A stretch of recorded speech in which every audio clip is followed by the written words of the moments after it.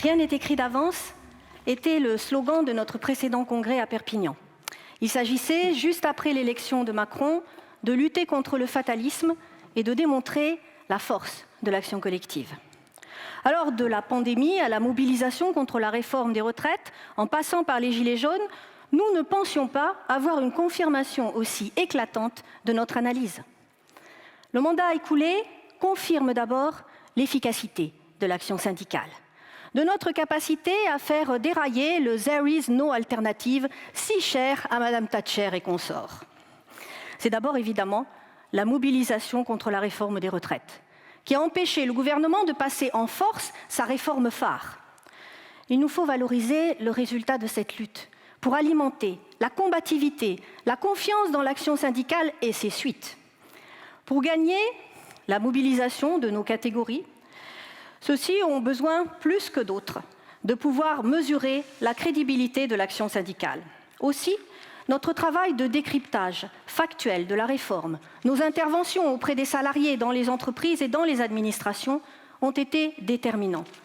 Tout comme d'ailleurs le calculateur que nous avons mis en ligne et qui a permis à chacune et chacun d'entre nous de mesurer et de se sentir concernés. Mais leur engagement dans l'action s'est aussi fait à partir de leur métier.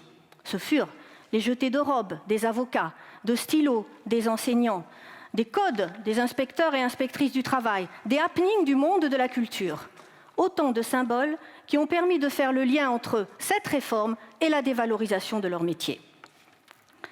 Mais ce fut aussi, dans de nombreuses professions, des mobilisations, comme chez les cheminots, près de 3 mois de mobilisation exemplaire, incluant des temps forts permettant d'élargir le rapport de force, notamment chez les ICTAM.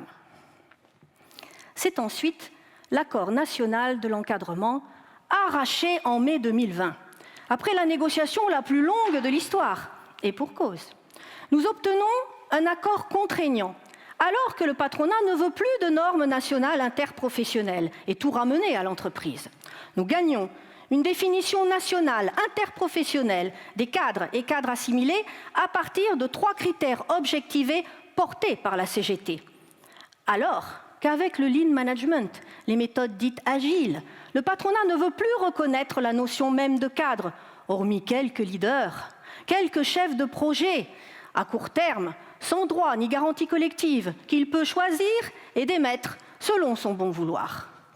Mais nous avons aussi réussi à imposer, dans les 3 critères choisis, celui de la qualification, contre, et qui va à rebours de cette logique de compétence et du poste occupé voulu par le patronat pour casser la reconnaissance des diplômes.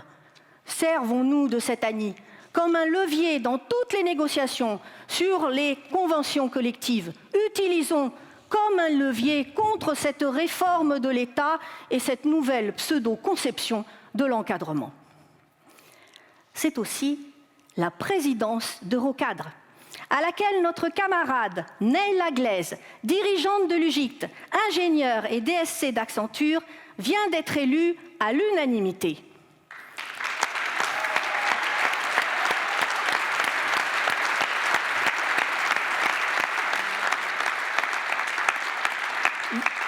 Vous avez raison d'applaudir parce que c'est une double victoire. C'est la première femme à accéder à cette responsabilité. C'est aussi la première militante CGT. Une élection que nous avons gagnée de grands combats par Neila et l'UGICT contre tous ceux qui veulent marginaliser notre syndicalisme de lutte de classe et nous exclure des lieux de décision. Alors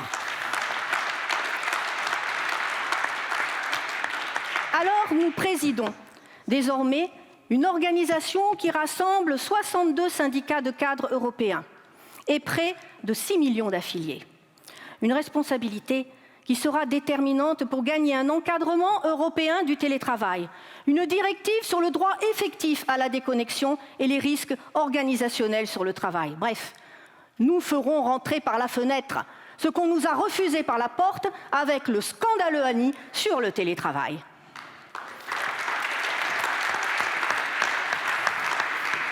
C'est encore notre campagne sur le télétravail lancée dès le printemps 2020, qui a permis de nous placer en amont des transformations majeures induites par le télétravail pour nos catégories.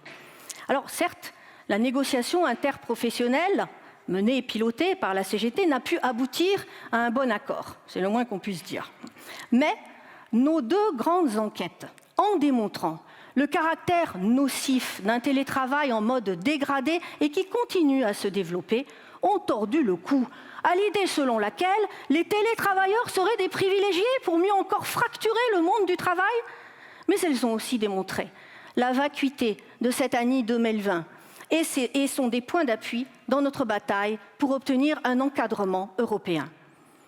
Mais l'UGICT a aussi réalisé des outils concrets mis à disposition de l'ensemble des organisations de la CGT. Et là encore, des résultats.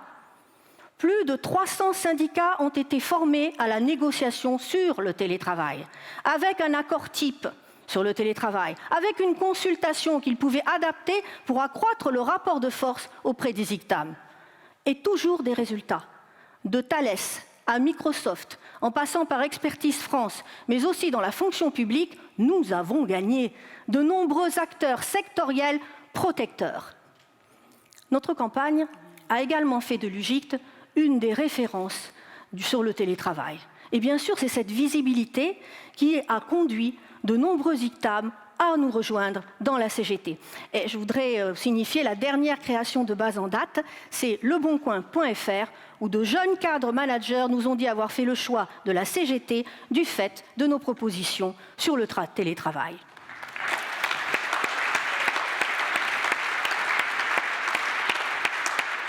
C'est encore la directive européenne sur les lanceurs d'alerte, que nous avons arrachée avec Eurocadre grâce à notre mobilisation contre le secret des affaires. Elle est en train d'être transposée en France et va nous permettre de rompre avec l'isolement des lanceurs d'alerte. Mais nous n'avons pas attendu la loi pour autant pour agir. Dès 2018, nous avons été à l'impulsion de la création de la Maison des lanceurs d'alerte avec 18 ONG et d'autres organisations syndicales. Cette maison des lanceurs d'alerte a défendu plus de 600 lanceurs d'alerte dans l'intérêt général et nous a permis de relayer un certain nombre d'entre elles pour les inscrire dans un cadre collectif et syndical.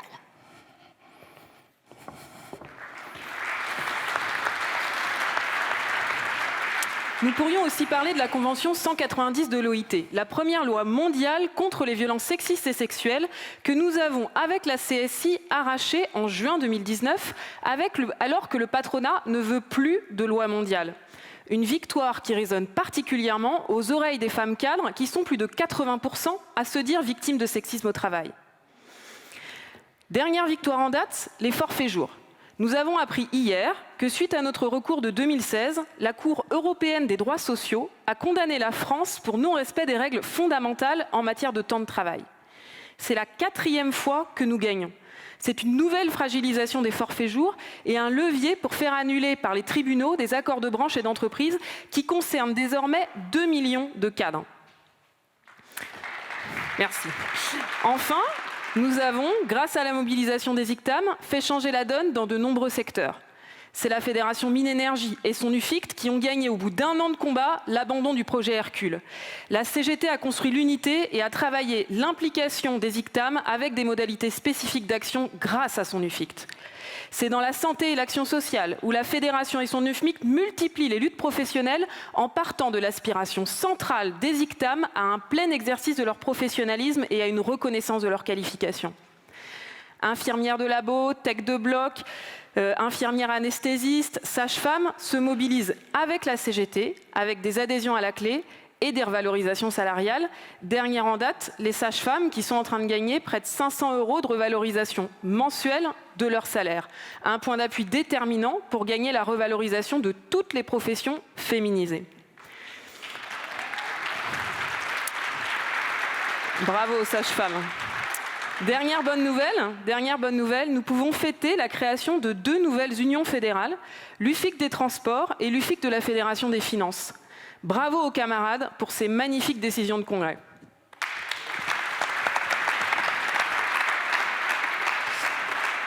Alors avec notre congrès, on passe de rien n'est écrit d'avance à tout est à nous. Tout est à nous, pourquoi ? Parce que la pandémie comme la crise environnementale mettent une lumière crue sur les impasses du capitalisme financiarisé. Si nos sociétés ont tenu, c'est grâce à nous, c'est grâce à notre travail, c'est grâce à nos qualifications. La leçon de la crise, c'est la nécessité de reconnaître et de développer le travail qualifié. Tout est à nous donc parce que le capital, la classe dirigeante ne sont plus crédibles auprès d'un nombre toujours plus important de salariés. Ça nous crée de nouvelles opportunités. Mais attention, parce que ça ouvre aussi de nouveaux risques, car l'extrême droite essaye de capter cette colère. Nos thèses sont confirmées. Il faut développer un État stratège au service de l'intérêt général. Il faut relocaliser l'industrie pour regagner notre souveraineté. Il faut revaloriser le travail du soin et du lien, investir massivement dans les services publics et rémunérer enfin les qualifications. Comme il l'a fait en 2008, le capital utilise la crise sanitaire pour imposer ce que Naomi Klein appelle la stratégie du choc. La stratégie du choc, c'est quoi ? C'est utiliser une crise pour imposer des régressions. C'est un peu le principe des médecins de Molière, avec leurs saignées, soi-disant des remèdes, mais qui en fait faisaient mourir les malades. Plus de 15 millions de personnes sont mortes du Covid, mais à l'image des profiteurs de guerre, le capital et les actionnaires s'engraissent d'aides publiques, font exploser leurs profits, et nous demanderons à la fin de payer l'addition. Un exemple, les vaccins. Mis au point grâce à des milliards d'aides publiques, développés grâce à nos qualifications, les vaccins sont utilisés par la Big Pharma pour générer des milliards de bénéfices et sont réservés aux pays riches. Alors que nous savons que les variants se développent là où la population n'est pas vaccinée, les grandes puissances refusent de lever les brevets contre l'avis de la quasi-totalité des pays du monde. Un scandale. C'est ça, on ne les applaudit pas. La pandémie est donc un révélateur du recul de l'intérêt général parmi la classe dirigeante. Macron et son gouvernement en sont la parfaite incarnation. Plus besoin de peser sur les décideurs publics, plus besoin de peser sur les décideurs politiques. Les financiers, les avocats d'affaires, les grands DRH sont désormais directement au pouvoir.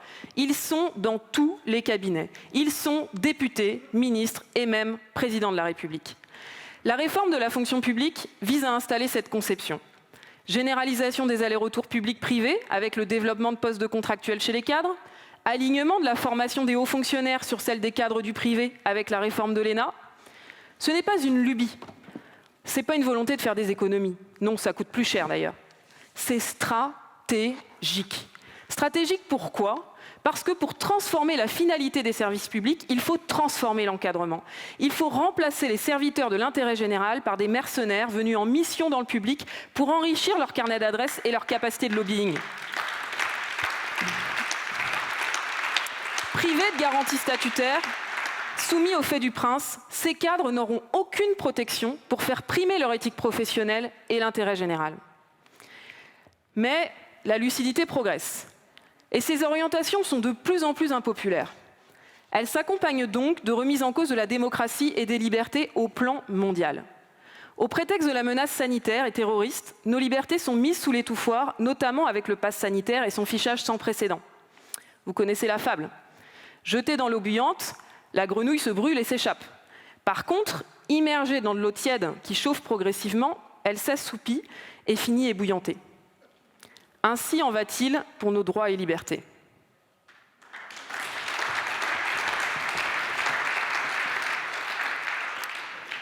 Avec l'extrême droite, les digues sautent. La finance est directement impliquée et subventionne la montée de cette nouvelle droite réactionnaire. C'est une partie de la City qui a financé la campagne du Brexit pour faire de la Grande-Bretagne ce nouvel empire financier ou paradis financier à l'abri des normes sociales européennes. C'est une des premières fortunes françaises, Bolloré, qui a boosté le phénomène Zemmour et se taille un empire médiatique en rachetant et restructurant violemment CNews, iTélé, le JDD, Paris Match ou Europe 1. D'inspiration libertarienne, la finance autoritaire et ses fonds spéculatifs qui ont soutenu Boris Johnson, Trump, Bolsonaro et cultivent aujourd'hui Zemmour en France veulent la fin de toute régulation collective. Alors, ils relaient, nourrissent fake news, théories du complot pour mieux installer les thèses de l'extrême droite dans ce pseudo-grand rassemblement et nourrir aussi le climato-scepticisme. Macron a une responsabilité majeure en ce domaine. En théorisant le ni droite ni gauche, il installe un tête-à-tête avec l'extrême droite pour court-circuiter le débat démocratique. Mais surtout, en livrant les clés de l'appareil d'État aux intérêts privés, aux lobbies, en fragilisant un peu plus la recherche indépendante et fondamentale, en laissant les grandes fortunes s'accaparer nos médias, Macron et ses prédécesseurs ont nourri cette défiance vis-à-vis des institutions démocratiques, sanitaires, scientifiques. D'ailleurs, la défiance vis-à-vis des vaccins prospère sur les scandales sanitaires, du chlordécone au Mediator, en passant par la dépakine ou l'amiante. Mais il serait catastrophique de jeter le bébé et l'eau du bain. Car nous savons que si la recherche scientifique repose sur le doute et le débat contradictoire, ces controverses se tranchent par des arguments factuels et démontrés. Nous défendons l'apport indispensable des scientifiques et des journalistes dans notre société démocratique et nous nous battons pour leur indépendance et leur professionnalisme.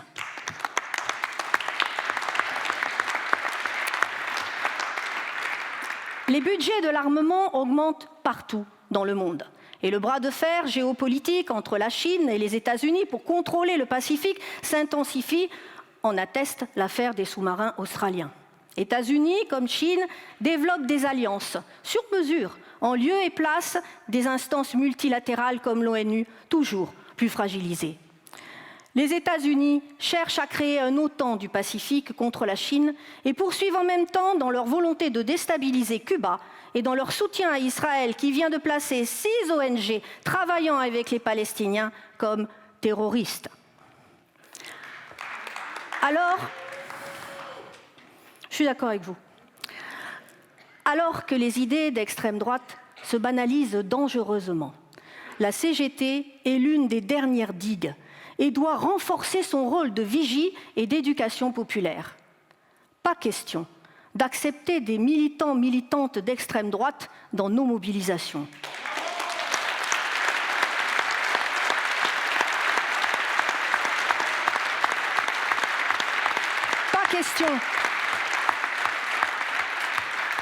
Pas question de laisser passer des idées racistes, antisémites, sexistes ou homophobes.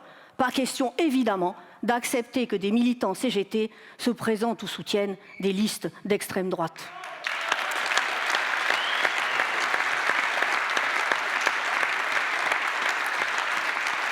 Au moment où le pouvoir cherche à enfermer le débat des présidentielles dans des questions identitaires et sécuritaires, il nous faut augmenter le rapport de force pour permettre, en multipliant les luttes, que ces questions sociales et environnementales soient dans le débat. Alors que le fatalisme, la démobilisation menacent, rappelons la nécessité de porter au pouvoir des forces politiques progressistes qui entendent, qui écoutent les revendications du monde du travail. Mais souvenons-nous, rien n'est jamais écrit d'avance. Et quel que soit le pouvoir issu des urnes, c'est le rapport de force sociale qui donne le ton. Les salariés, et notamment les plus jeunes, ont une nouvelle lucidité sur les impasses de la gestion financière. Cadres et professions intermédiaires aspirent à vivre et travailler autrement, à exercer un travail qui ait une utilité sociale et environnementale, à avoir plus de temps pour profiter de leur vie privée et familiale, à améliorer leur cadre de vie. Mais cette aspiration au télétravail traduit également une nouvelle distanciation vis-à-vis de l'entreprise et du travail. Nous avons donc de nouvelles possibilités de mobiliser en masse les ICTAM, mais à condition de savoir les impliquer dans l'action. Cette nouvelle lucidité se traduit notamment chez les jeunes par la volonté de ne pas attendre de solutions, de mots d'ordre prêts à penser d'en haut. C'est d'ailleurs notamment le sens du mouvement des makers, qui, en utilisant leur qualification et la diffusion des technologies, contournent les logiques propriétaires du capitalisme pour diffuser les connaissances et répondre aux besoins environnementaux et sociaux. Un exemple, les logiciels libres, qui contournent le monopole de Microsoft et des GAFAM. Il nous faut donc renforcer ce syndicalisme offensif qui permet aux ICTAM de reprendre le contrôle de l'innovation et de gagner un plein exercice de leur qualification et de leur autonomie.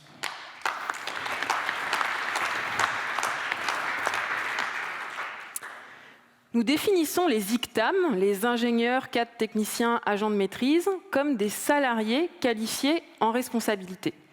Salariés au même titre que les autres, mais pas tout à fait comme les autres. Cette spécificité, elle se définit autour de 3 critères que nous avons fait reprendre dans l'accord sur l'encadrement dont Marie-Jo a parlé. Le premier critère, c'est le niveau de qualification. Les ICTAM sont très majoritairement diplômés de l'enseignement supérieur. Pour autant, le patronat nie ces qualifications et précarise la rémunération des ICTAM. Le deuxième critère, c'est la responsabilité. Mais la responsabilité définie au sens large, c'est-à-dire pas seulement la responsabilité managériale, puisque c'est moins de 30% des cadres qui encadrent et moins de 20% des professions intermédiaires qui encadrent des équipes. La responsabilité professionnelle, elle se définit donc par le fait que leur travail a un impact sur celui des autres. On dit que les ICTAM sont vecteurs et victimes des politiques de direction qui sont entre le marteau et l'enclume. Par exemple, les cadres et ingénieurs des SS2I, les planeurs, comme les appelle Marianne Dujarrier, qui sera avec nous demain, celles et ceux qui élaborent des méthodes managériales, qui viennent vendre de la méthode agile, de la stratégie du changement, ils n'encadrent personne, mais leur travail a un impact sur des millions d'autres salariés. Leur responsabilité, elle peut être invoquée au pénal. Pourtant, du fait de la financiarisation des entreprises, les ICTAM sont de moins en moins associés aux orientations stratégiques. Ils sont plus de 50% à dire que les choix ou pratiques de leur entreprise entrent régulièrement en contradiction avec leur éthique professionnelle. D'où la problématique des lanceurs d'alerte qui se recrutent principalement parmi les ICTAM. D'où aussi la question des suicides au travail qui concerne d'abord, malheureusement, nos catégories. Le troisième critère qui marque la spécificité des ICTAM, c'est l'autonomie. L'autonomie dans le contenu de leur travail et dans son organisation. Les directions jouent d'ailleurs sur cette aspiration à l'autonomie pour remettre en cause leurs droits, par exemple sur les forfaits jours. Elles nous enferment dans un faux choix binaire, forfait jour sans décompte horaire ou pointeuse et micromanagement. À chaque fois que la question est posée dans ces termes, une majorité de cadres choisit les forfaits jours alors que nous savons que ce système entraîne une augmentation du temps et de la charge de travail effective. Si on se contente de dire aux cadres qu'ils et elles sont des salariés comme les autres, on les jette dans les bras du patronat. Pour empêcher cette alternative stérile, nous nous opposons au forfait jour sans décompte horaire et nous exigeons que les ICTAM soient, hors nécessité de service, autonomes sur la fixation de leurs horaires de travail. Enfin, le télétravail est désormais un marqueur pour les ICTAM et peut accentuer cette autonomie. De ce fait, les frontières vie professionnelle et vie personnelle sont toujours plus poreuses, avec une charge mentale permanente, et notre revendication de droit à la déconnexion est d'autant plus urgente. Alors, grâce à l'accès à l'enseignement supérieur, c'est maintenant 42% des cadres et 52% des professions intermédiaires qui sont des femmes. Toutes les femmes sont victimes de discrimination, mais elles ne s'expriment pas de la même manière en fonction de leur niveau de responsabilité. Pour les femmes ICTAM, l'enjeu, c'est d'abord de conserver leurs responsabilités tout en ayant une vie de famille et de gagner un environnement de travail sans sexisme. De l'autre côté, pour les femmes ouvrières employées, le problème, c'est d'abord les horaires atypiques, le travail de nuit, le soir, le week-end, la précarité et la pénibilité. De même, en matière d'inégalité salariale, toutes les femmes en sont victimes, 25% d'écart de salaire. Mais les causes ne sont pas les mêmes. La première cause d'inégalité salariale chez les femmes cadres, c'est la part variable de la rémunération, l'individualisation de la rémunération qui est hyper discriminante, alors que dans l'exécution, c'est les temps partiels. L'égalité femmes-hommes est maintenant la première aspiration des salariés. Pour les détourner du syndicalisme, les directions font donc du féminisme washing et multiplient ce qu'ils appellent les réseaux femmes. Leur action, coacher les femmes cadres et leur apprendre à adopter les codes dominants, à rentrer dans la norme viriliste de l'encadrement, leur apprendre à savoir se vendre. Résultat, une culpabilisation de celles qui n'ont pas de déroulement de carrière et une déresponsabilisation des directions.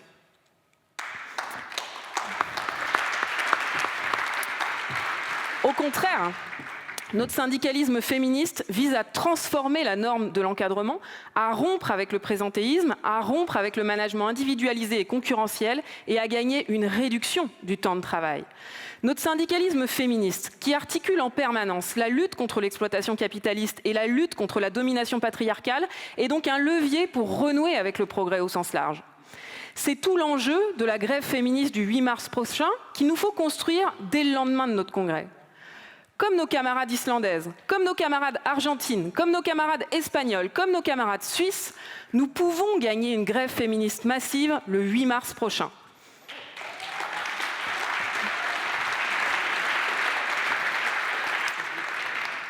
Les ICTAM ont aussi un rapport spécifique au syndicalisme.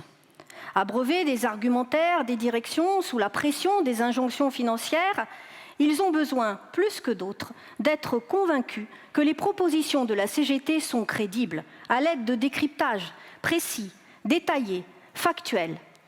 Privés de la possibilité d'influer sur les stratégies d'entreprise et les propositions alternatives. Ils apprécient quand la CGT a une analyse en la matière, fait des propositions alternatives et leur permet d'y contribuer. C'est d'ailleurs le cas de nombreux projets industriels construits grâce à l'apport d'ingénieurs. Je pense au projet d'imagerie médicale de Thales, à la voiture électrique populaire de Renault ou à la 5G économe en énergie de Nokia. C'est la raison pour laquelle, après avoir créé l'UGIC, la CGT l'a doté dès 1965 d'un organe de presse, Option, pour se déployer en direction des ICTAM. Réalisé depuis sa naissance par des journalistes, Option est devenu un marqueur, un outil de l'UGIC indispensable. Il a connu de nombreuses formules. Aujourd'hui, nous entendons en porter une nouvelle pour pérenniser son rôle, renforcer son impact. Alors que 76% des cadres pensent que la CGT ne les défend pas. Il nous faut rendre visible notre UGIC, montrer à ces salariés qualifiés à responsabilité qu'ils ont à la CGT un cadre spécifique pour briser leur isolement, pour s'organiser, pour définir leurs revendications en convergence avec les ouvriers employés. Alors n'ayons pas peur de diffuser massivement les productions des organisations spécifiques de la CGT.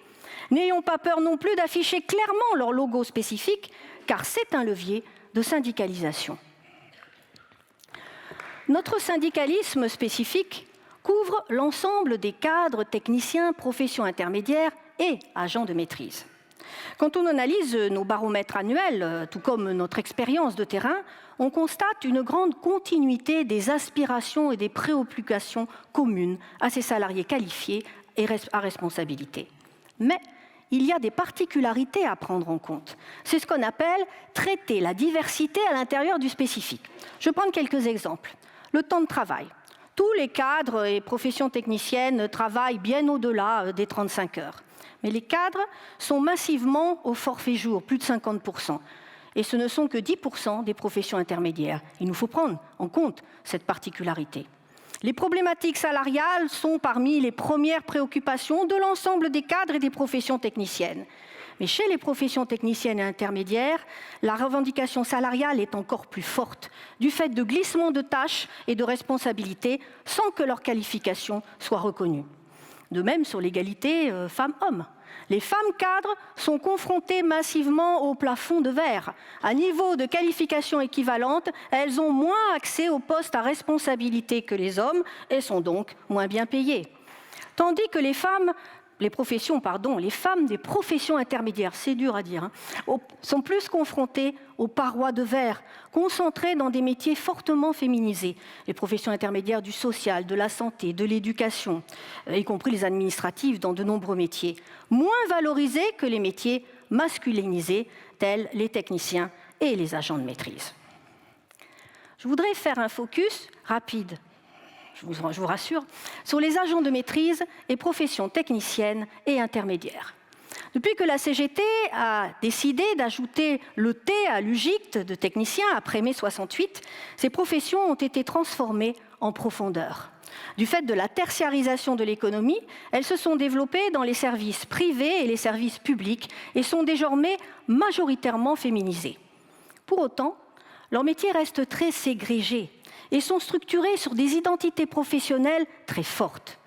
Sur les 7 millions d'agents de maîtrise, de techniciens, professions intermédiaires, 27% sont techniciens ou agents de maîtrise, dans l'industrie ou les transports, métiers qui concentrent majoritairement des hommes.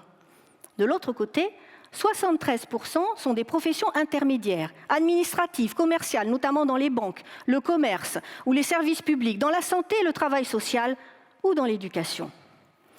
Malgré ces identités professionnelles très variées, elles ont toutes des points communs structurants, une même bataille pour défendre et faire reconnaître leur expertise métier face à ce Wall Street Management, un même déficit et une même bataille aussi de reconnaissance et de rémunération de la qualification.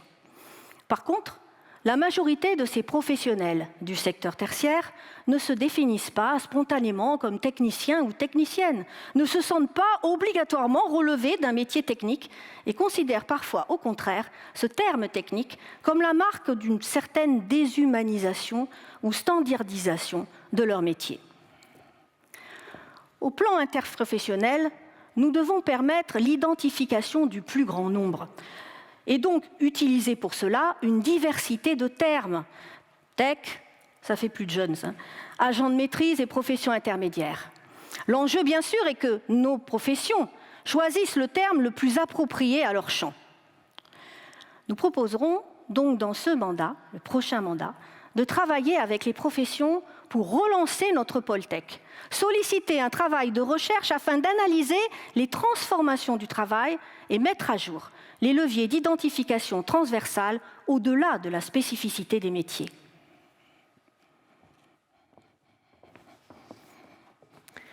Alors, dans de nombreuses entreprises, les ICTAM sont désormais majoritaires.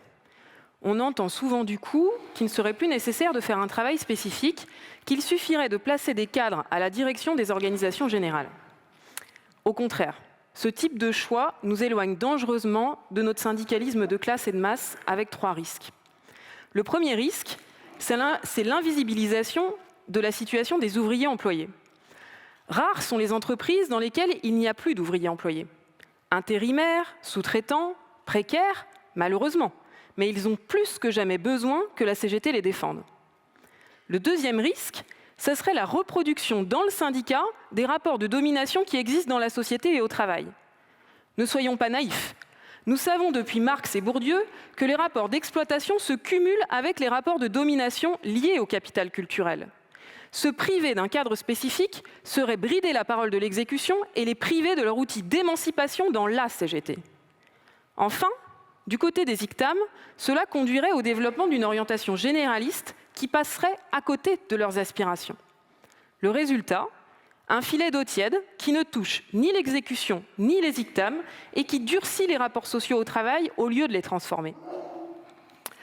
Un exemple, les 32 heures. Quand on porte cette revendication auprès des cadres, ils nous regardent parfois avec des yeux ronds. Bon, c'est vrai que 32 heures, quand on travaille 45 en moyenne, ça semble inatteignable. Est-ce que ça signifie qu'il faudrait renoncer à cette revendication centrale ? Non, évidemment, surtout pas. Ce que ça signifie, c'est qu'il faut la décliner spécifiquement autour de 3 aspects. Le premier aspect, c'est partir de l'aspiration centrale des ICTAM à une meilleure articulation des temps, à avoir plus de temps à passer avec leur famille ou leurs proches, aspiration qui ressort en tête des attentes des cadres et des professions intermédiaires dans nos baromètres chaque année.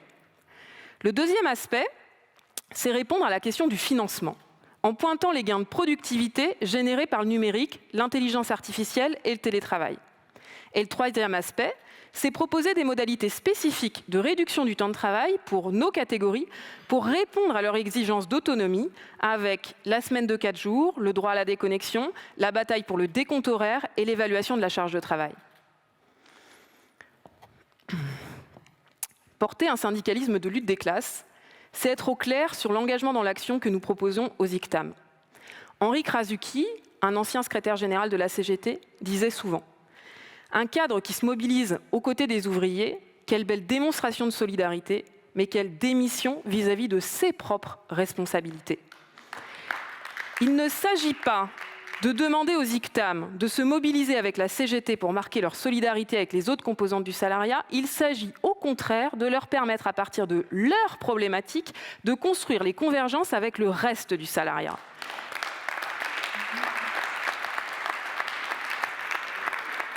Et c'est cela la particularité de la CGT dans le paysage syndical.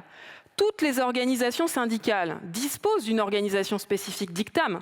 Par contre, nous sommes les seuls à leur permettre de s'organiser au plan professionnel, territorial et en proximité au niveau du syndicat. Pourquoi ?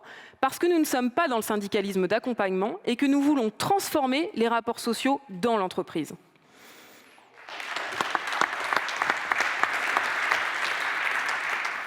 Alors là, je ne sais pas si vous allez beaucoup applaudir, mais ça nous concerne. Les résultats du 3e cycle d'audience des syndicats ont été publiés en mai et confirment ceux des 2 cycles précédents. La CFDT reste la première organisation syndicale, tout en perdant 35 000 voix.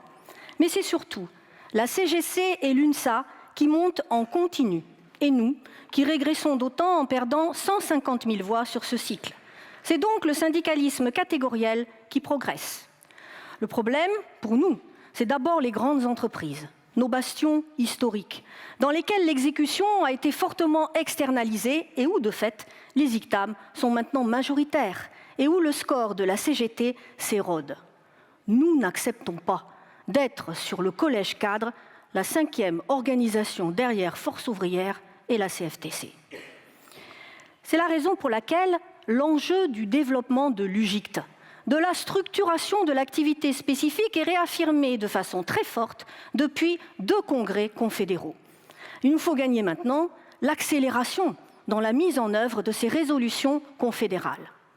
Le premier point clé, c'est la structuration de l'activité spécifique. C'est notre capacité à garantir à tous syndiqués, cadres et maîtrises un espace spécifique pour échanger sur ces problèmes avec ses collègues. Et malheureusement, c'est encore l'exception dans la CGT.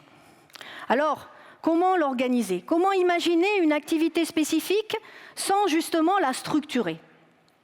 C'est pourquoi nous avons comparé avec la Confédération et donc son UGICT les résultats électoraux dans les CSE par fédération. Ce résultat est sans appel.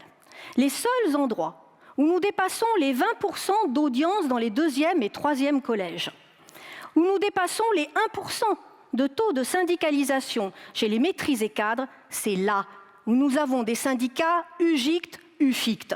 Et nous pouvons avoir de formidables résultats. C'est par exemple dans le cas de l'énergie, avec 13% de taux de syndicalisation CGT, alors qu'en moyenne nous faisons 0,8.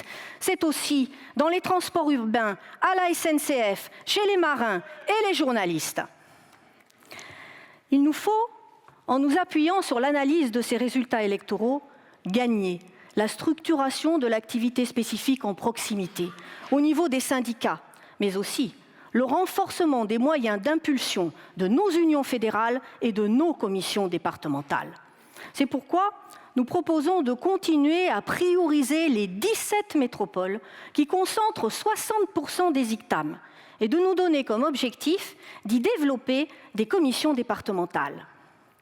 Nous le savons, l'interprofessionnel spécifique est clairement le parent pauvre en matière de droits et de moyens syndicaux pour développer nos commissions départementales. Nous avons besoin de l'implication de l'ensemble de nos unions fédérales et notamment des plus structurées, de façon à pouvoir identifier et dégager des camarades pouvant assumer ces responsabilités. C'est l'intérêt de l'UGIC, bien sûr, mais c'est surtout l'intérêt de toute la CGT pour l'ensemble du salariat.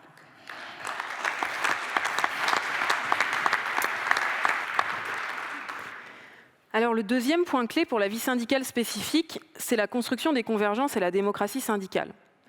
Pour rassembler le salariat, c'est la même chose que pour faire converger les luttes, il faut faire les choses dans l'ordre. Commencer par développer les luttes dans tous les secteurs avant de les faire converger.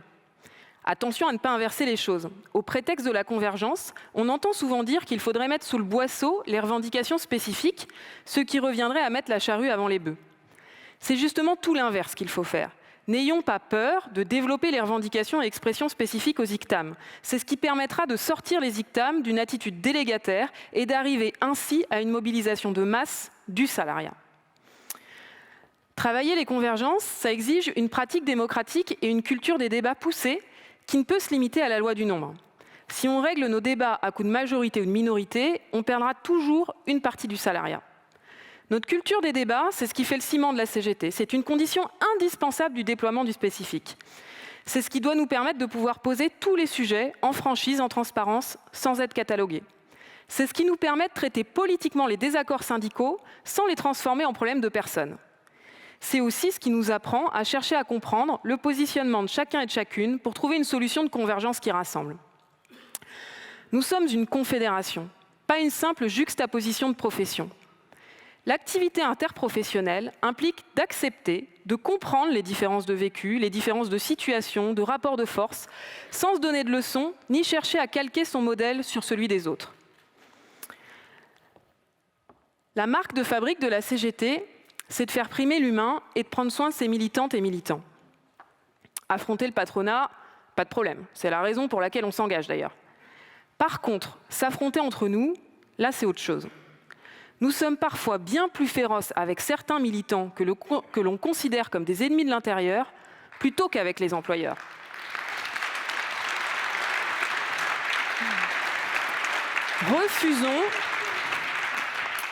Refusons le clanisme, refusons la violence des rapports militants, soyons très vigilants à notre qualité de vie syndicale.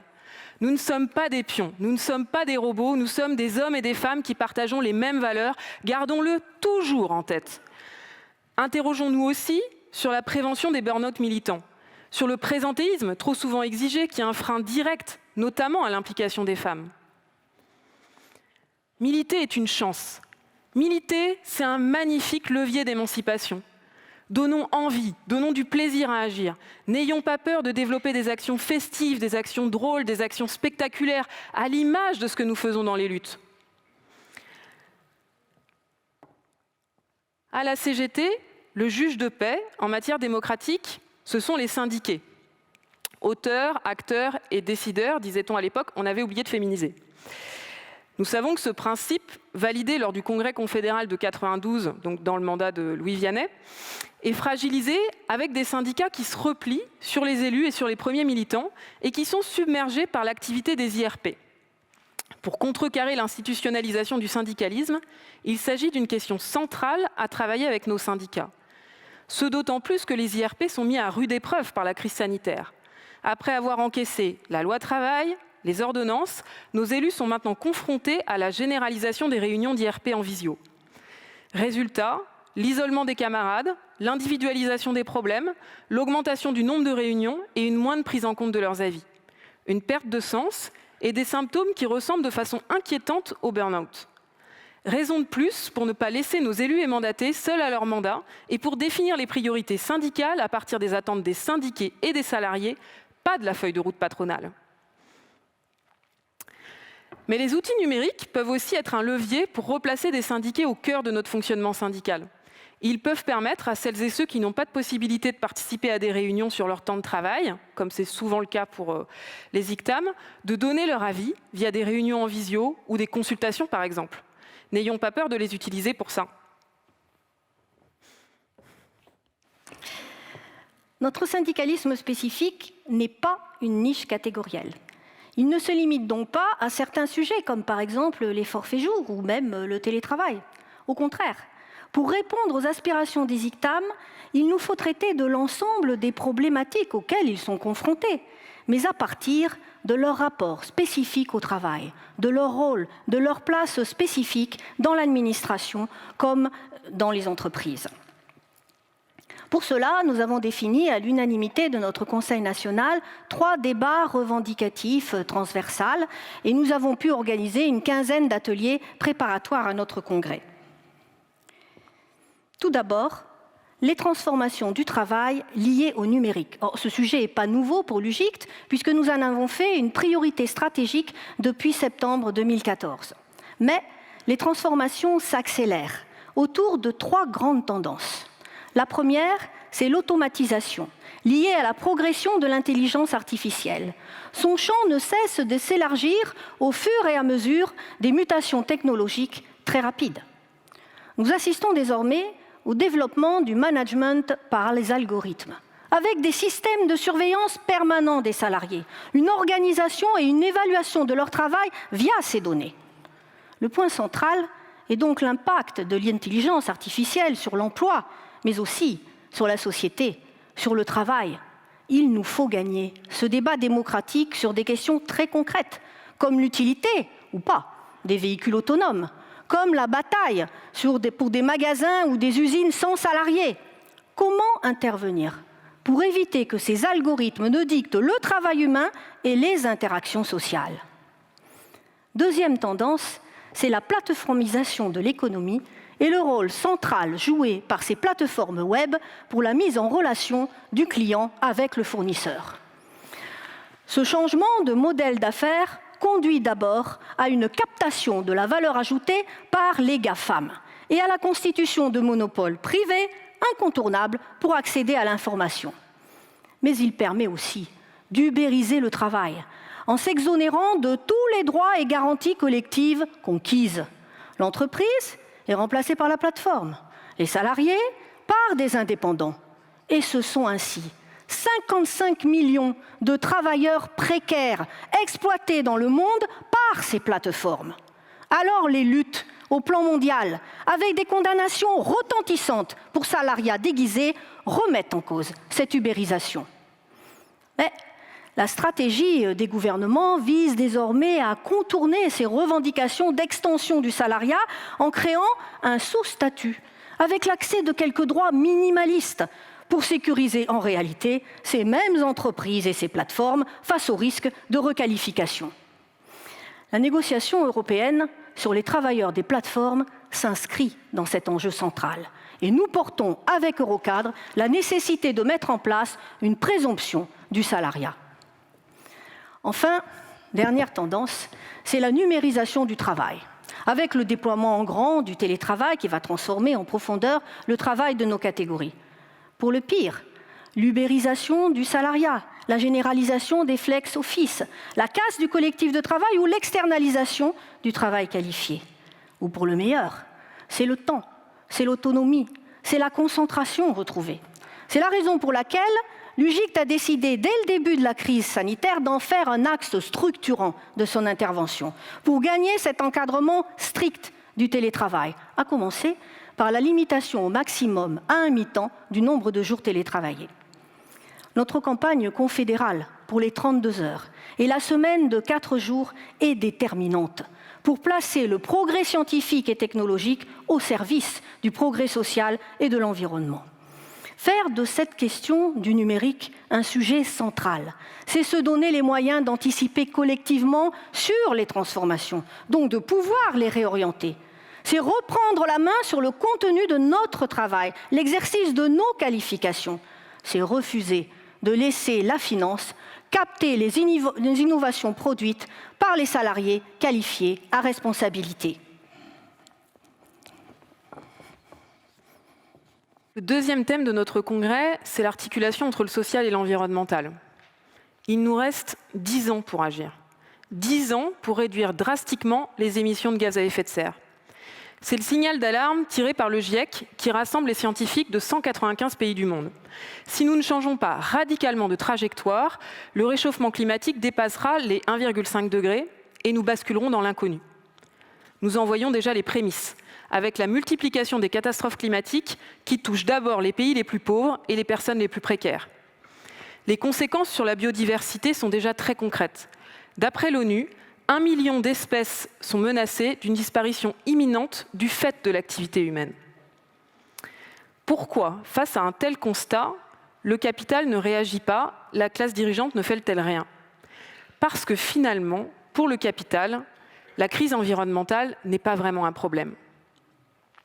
Nous savons, depuis Marx, que le capitalisme repose sur le principe de destruction créatrice. Et le greenwashing auquel se livrent les multinationales repose sur ce principe. On cède ses actifs polluants pour se refaire une virginité à bon compte en laissant derrière soi des millions de travailleurs et des millions de mètres carrés à dépolluer. Nous vivons tous sur la même planète, mais les 1% les plus riches considèrent que le dérèglement climatique n'est pas un problème, que leur capital leur permettra toujours de trouver un endroit où vivre et profiter de la nature, qu'ils détruisent allègrement par ailleurs. Enfin, pour le capital, le réchauffement climatique, c'est aussi un nouveau marché, ce qu'ils appellent la croissance verte, marché lié à l'adaptation de nos sociétés. C'est par exemple Elon Musk, avec Tesla sur les véhicules électriques. C'est aussi le secteur de la climatisation, ou encore les acteurs de l'industrie extractive qui se réjouissent de la fonte des glaces dans le Grand Nord.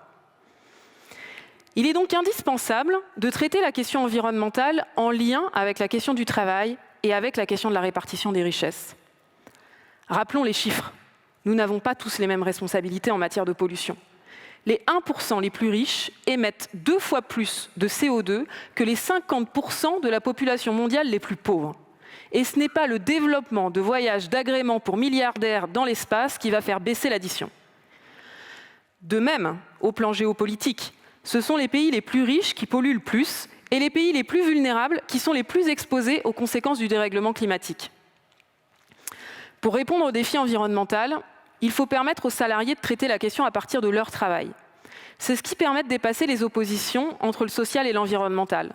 C'est ce qui permet aussi de cesser d'en faire une simple question sociétale, de choix de vie individuel, qui exonère le capital et l'appareil productif de leurs responsabilités. Alors les ICTAM sont particulièrement sensibles à la question environnementale. Ils et elles ont, plus que les autres salariés, la possibilité de se préoccuper de leur qualité de vie, de leur alimentation, en consommant bio, de leur lieu de résidence, en évitant les lieux pollués. Ensuite et surtout, dans leur travail, ils et elles ont des moyens d'information et d'action que n'ont pas les autres salariés. Leur travail consiste à anticiper, à avoir une vision large des process et de la chaîne de production. Ils ont donc plus d'éléments pour identifier ce qu'il faudrait faire pour limiter l'impact environnemental. Et si on leur permettait d'exercer leurs responsabilités, ils auraient la possibilité de faire autrement. C'est justement ce que cherchent à éviter les directions quand elles mobilisent l'encadrement sur du greenwashing pour mieux faire diversion des sujets centraux, de la finalité et de l'organisation de la production. Pour ancrer la bataille environnementale à partir du travail, nous avons lancé il y a 1 an la construction d'un radar environnemental. Alors, radar environnemental, le nom est mystérieux, j'imagine, pour la majorité de la salle. De quoi s'agit-il ? Il s'agit d'un outil qui permettra aux ICTAM d'évaluer, avec le syndicat, l'impact environnemental de l'entreprise et de sa chaîne de valeur et de faire entendre leurs propositions alternatives. Expérimenté par les syndicats CGT de Saint-Gobain, de Thales et de ST Microelectronics, le radar sera à disposition au printemps prochain. C'est un outil qui est très attendu. La question environnementale, elle est d'ailleurs à l'origine du divorce des jeunes cadres avec le capitalisme, avec une lucidité et une radicalité nouvelles. La révolte des étudiants de Polytechnique, de l'IX, l'école dont sortent la majorité des décideurs économiques contre l'implantation de Total au milieu de leur campus, est emblématique. Nous avons là un vrai levier de syndicalisation sous réserve que les ICTAM identifient la CGT comme le lieu pour agir sur la question environnementale. Ce qui n'est pas encore tout à fait le cas. Il y a quelques mois, un collectif de jeunes ingénieurs, Réveil écologique, je crois qu'il y a un camarade dans cette salle d'ailleurs, ce qui montre que les choses sont en train de bouger, a annoncé la création de collectifs de cadres engagés sur les questions environnementales dans la moitié des entreprises du CAC 40. Pourquoi ne sont-ils pas venus frapper à notre porte ? Si nous voulons syndiquer des jeunes, il nous faut leur proposer un syndicalisme qui leur permette d'aborder sereinement l'avenir et de sortir de la schizophrénie entre leur lucidité environnementale et la société de consommation. Le film Bigger Than Us que nous projetons mercredi soir montre une génération globale qui traite au même niveau environnemental, social, domination sexiste et raciste, et qui partage une nouvelle radicalité à partir de la conviction que nos modes de production et de vie sont mortifères pour la planète.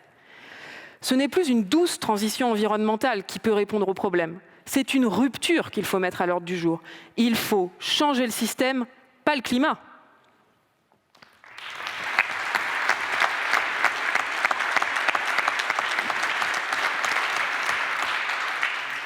Troisième thème de notre congrès, la question de la responsabilité professionnelle.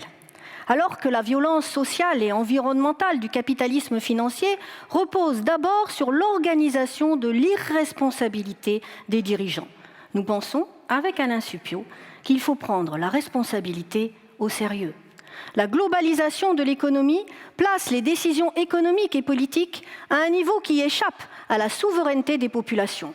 L'Union européenne, la Banque centrale, l'Organisation mondiale du commerce, le FMI sont des exemples de ces institutions omnipotentes qui échappent au contrôle démocratique en imposant des politiques économiques à des gouvernements démocratiquement élus. Mais cette irresponsabilité s'organise aussi et d'abord à l'échelle de l'entreprise, avec le développement de la sous-traitance et des délocalisations qui diluent les responsabilités au plan mondial, une volatilité de l'actionnariat et le rôle grandissant des fonds d'investissement à l'image de BlackRock, des dirigeants, PDG, grands DRH qui ne sont plus que des mandataires des actionnaires et qui n'ont plus rien à voir avec l'intérêt de la pérennité économique des entreprises, l'intérêt des salariés ou l'intérêt des populations. Et d'ailleurs, l'éviction d'Emmanuel Faber, PDG de Danone, on ne va pas pleurer sur son sort, mais en tout cas a sonné le glas de l'illusion de ce capitalisme social. Tant que l'entreprise ne sera plus qu'une société de capitaux, tant que les dirigeants ne devront rendre de compte qu'aux actionnaires, leur responsabilité sociale se limitera à celle d'un miroir aux alouettes. Les multinationales dirigent le monde tout en organisant leur impunité. Et pour cela, il leur faut des boucs émissaires et des fusibles. Eh bien, c'est le rôle qu'elles entendent faire jouer aux cadres, enfermés dans le se soumettre ou se démettre. Ils sont perdants à tous les coups. C'est ce qui est arrivé au jeune manager de proximité de Bretigny, qui, dans le déraillement qui a coûté la vie à 7 personnes, est poursuivi au pénal à la place de la direction de la SNCF. Son tort, avoir fait tout ce que la direction lui demandait, ne pas protester et avoir obtenu d'ailleurs contre l'insuffisance de moyens notoires qui lui étaient dévolus pour l'entretien des voies de son périmètre. Alors oui, la responsabilité professionnelle, c'est un sujet central de notre syndicalisme spécifique, pour empêcher ces stratégies de bouc émissaire, mais aussi et surtout pour transformer le système de l'intérieur. Nous voulons transformer les rapports sociaux en permettant aux premiers concernés de reprendre la main sur leur travail. C'est ce qui fait toute la subversivité de la CGT. La spécificité des ICTAM tient au fait d'être vecteur et victime. Le but de notre syndicalisme spécifique, c'est de traiter de cette double dimension. Ne pas seulement travailler sur l'aspect victime, ils le sont, nous sommes des salariés à part entière, mais travailler sur leur rôle, leur place, leur responsabilité dans les processus de travail qui fait aussi de nous des vecteurs des politiques patronales. Notre aspiration centrale est de pouvoir exercer pleinement nos responsabilités professionnelles, de pouvoir être professionnellement engagés et socialement responsables. Mais la financiarisation de l'entreprise et du travail nous prive de ces possibilités d'exercer notre professionnalisme pour les mettre au service unique de l'objectif de la maximisation de la valeur pour l'actionnaire. C'est ce que nous appelons le Wall Street Management. C'est sur ce terrain que le hiatus des cadres avec les entreprises grandit. C'est sur cette question que nous sommes attendus. Alors pas seulement pour dénoncer ce Wall Street Management, mais aussi et surtout pour permettre à l'action collective, au syndicalisme, à notre syndicalisme, d'adosser l'exercice des responsabilités professionnelles à l'intérêt général. Et cela commence parfois par des initiatives toutes simples, comme celle menée par notre collectif Jeunes Diplômés, qui, confronté à de jeunes cadres à qui on demandait de maintenir l'activité à tout prix pendant la crise sanitaire, au mépris de la santé des équipes, a proposé à ces jeunes de rédiger un petit guide « Manager en temps de crise ». Ce travail a permis de casser leur isolement et ainsi de trouver des solutions pour continuer à exercer leurs responsabilités sans perdre leur âme.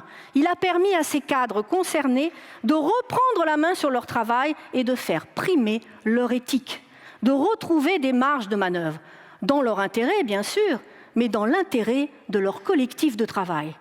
Alors comment soulever ces interrogations, ces dilemmes? Comment exprimer ses propres désaccords avec les directions si l'on se retrouve avec des personnes avec qui on entretient un lien hiérarchique? Pas question, à l'image du patronat, de les enfermer dans se soumettre ou se démettre.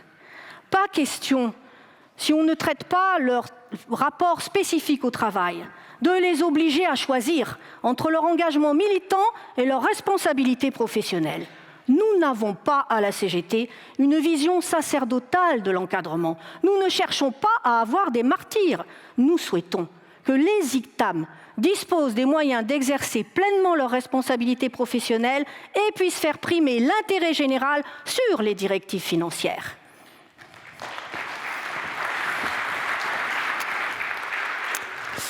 Alors, chers camarades, tout a une fin, même les rapports introductifs, heureusement. Pour conclure, notre congrès, c'est le moment de définir notre feuille de route pour les mois à venir. Montrer qu'on a un cap et une stratégie claire, c'est indispensable pour remobiliser les militants et les syndiqués et pour engager les ICTAM dans l'action. Au-delà de la campagne confédérale en cours sur les salaires et de la préparation de la grève féministe du 8 mars, nous vous proposons 3 priorités. La première, c'est bien sûr le renforcement de notre organisation. Nous avons des échéances centrales l'année prochaine. Les élections fonction publique de décembre 2022, puis les élections CSE, qui seront concentrées pour l'essentiel sur 2023. Nous proposons de déployer une campagne nationale pour progresser chez les ICTAM, avec un cadre info de masse, une formation gagner les élections 2e et 3e collège et un kit adaptable pour les syndicats. Nous voulons politiser les élections qui sont trop souvent enfermées dans le débat sur les activités culturelles et sociales des CSE, le choix entre soit l'échec déjeuner, soit une cantine collective, passionnant, et en faire un plébiscite pour notre syndicalisme qui articule mobilisation et négociation. Nous voulons utiliser nos résultats électoraux pour gagner de nouvelles implantations dans les 2e et 3e collèges, gagner de nouvelles sections ou syndicats UGICT. En clair, organiser une activité spécifique dans la durée et faire grandir le rapport de force. La deuxième priorité, évidemment, c'est de gagner des droits nouveaux en continuant à anticiper sur les questions déterminantes pour l'avenir de notre travail, l'environnement et le numérique, à commencer par le télétravail. Et puis, la troisième priorité, évidemment, c'est qu'il faut qu'on soit lucide.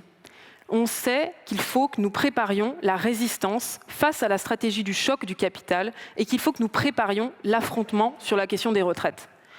Nous avons gagné une première manche, mais nous savons que le patronat et de nombreuses forces politiques veulent remettre le couvert et profiter de l'état de grâce de l'élection présidentielle pour imposer une nouvelle réforme régressive. Nos catégories sont centrales. C'est sur leur épargne que les fonds veulent mettre la main. C'est leur retraite qu'ils veulent réorienter vers la capitalisation. Le baromètre cadre qu'on a publié ce matin démontre qu'une majorité de cadres adhèrent à nos propositions et souhaitent une retraite à 60 ans avec 75% du dernier salaire financée par une augmentation de la part patronale des cotisations. Un niveau d'adhésion inédit à nos propositions. C'est un point d'appui qu'il nous faut consolider en leur prouvant le sérieux et la crédibilité de nos propositions, notamment en matière de financement. Nous proposons donc de lancer une campagne de masse au sortir du Congrès pour dénoncer le danger social et économique d'un nouveau report de l'âge de départ en retraite et convaincre sur la pertinence de nos propositions. Nous proposons de tenir nos rencontres d'options d'avril sur ce sujet pour mettre sous pression le débat présidentiel et préparer la mobilisation. Alors, camarades, la bataille sera rude. Elle sera déterminante pour l'avenir. Nous avons gagné la première mi-temps. Il nous faut maintenant gagner le match. Le syndicalisme, c'est un sport collectif. La CGT ne peut être de classe et de masse sans son UGICT. L'UGICT n'est rien sans toute la force de la CGT. Alors, tout est à nous. Rien n'est à eux. C'est toutes et tous ensemble qu'on va gagner. Une chèque.